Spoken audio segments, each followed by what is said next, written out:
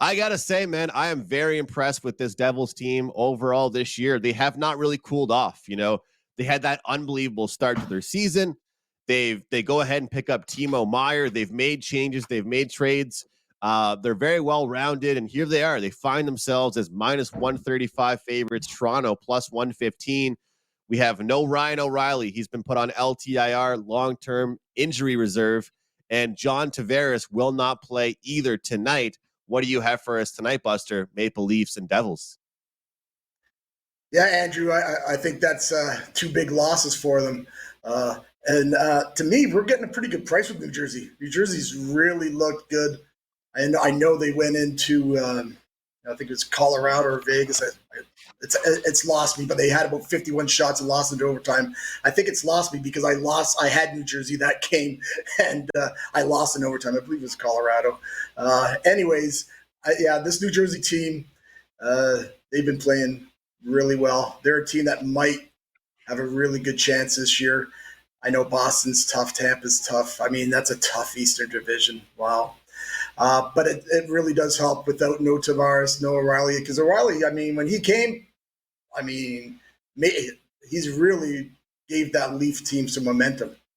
But here are a couple of problems that I'm going to have taking New Jersey tonight. This is their first home game after being out west for 3 games. Toronto are 5-0 in New Jersey. They did win already in New Jersey this year, 2-1. And Toronto has won 9 out of their last 10 games with New Jersey, although New Jersey did win this year in Toronto. So makes it a little bit of a tough pick for me, although I do like New Jersey. With the Leafs shorthanded, I think they play a lot like a playoff game, a lot tight checking game. The 2 games this year, like I had just mentioned, 3-2 and 2-1. Those were in November. Things have changed now, obviously. The total is 6.5. And I really have trouble betting a New Jersey game under, even though they are capable of playing some good defense from time to time. And I think you're going to see, you saw a bunch of unders last night. You might start seeing a little stretch of unders with some of these big totals that they've been putting out, only because these teams got to start gearing up to play playoff hockey, you would think. That's just my little 2 cents there. So because of just with New Jersey and these teams that they can score at will, I'm not going to play this under 6.5. I do lean towards that. I really want to play New Jersey minus 125, 130. And I still haven't decided if I'm going to do that because of trends for Toronto and because Toronto has those men out. And we've talked about it on here a lot of time, guys. When you have guys out, you seem to step up that game. You step up in front of the goal, so very tough game. I do lean for New Jersey, and I will pass the total. All right, leaning towards the Devils side here. And Carm, of course, we do see that a lot of times that teams will rally around players being injured and things, but we also have seen this Maple Leafs team bounce back in a big way, whether it's with a defensive effort or just winning the game after some disappointing efforts. And of course, when they were out west recently, they weren't playing their best. I'm sure they'll want to get back on track even without their key players. What do you have for us in this one? Yeah, this is, in listening to Buster, it's almost like a point counterpoint kind of thing. But I think the Devils have to be the play here. Obviously, with some of the players out for the Leafs, looking at the trends of the games between these two teams over the last 3, 4, 5 years, those were completely different New Jersey teams, and nowhere near the quality on those teams. So the Leafs could score and win. I think last year or the previous year, they scored 7 goals in back-to-back nights in a home and away game. In a home and away thing against the Devils. This is a completely different Devils team here. I'm not worried about the first back off of, and that's usually an angle I like to fade a team, first back off a road trip. The Devils have had 4 road trips this season, 3 games or longer, and their first game back at home, they've won all 4 games. They're 4-0 off that.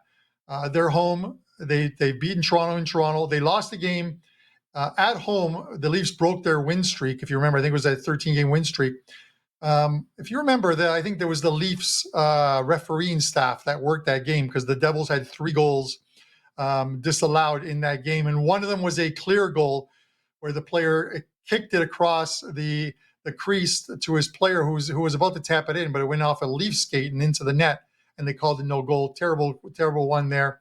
Yeah, I'm jumping all over the Leafs as far as, or crapping all over them, but the Devils are a different team this year, and they're not going to take any nights off because they have that number one seed in the Metro it's right ahead of them. They're 2 points behind Carolina, New Jersey. I think it's the Rangers. Yeah, the Rangers are 7 or 8 points back, maybe even more. This is a race for the number one seed between the Carolina Hurricanes and the New Jersey Devils. Neither team's going to take a night off. I like the Devils tonight, and I think the Devils might end up winning that division. You know what? They have not taken their foot off the gas pedal. They've been really impressive. Great stuff there, Carm. And I think as much as I complained about how some of the playoff situations were figured out, like you just mentioned, there's lots of stuff still to be figured out here. For me, guys, I mentioned before about Toronto and their record off a loss where they give up all kinds of goals. The under is 4-1 the last 5 times the Maple Leafs are coming off a game where they gave up 5 or more goals. That is a situation we find them in here today on Tuesday night in the NHL. New Jersey's been playing some sloppy hockey, some back and forth style of hockey games, but I feel like this one could be a chess game. It could be a lot more of defense, of pressure, protecting your own end. And we still do have 2 solid goaltenders. And let's not forget those 2 guys being out for the Maple Leafs. It does hurt them in a big way, especially their captain, John Tavares, big guy for faceoffs and someone that plays a big role on that team. So usually I've been finding these days we do see Toronto bounce back with a huge defensive effort after they give up lots of goals to their opponents. So I will take the under 6.5 in this one.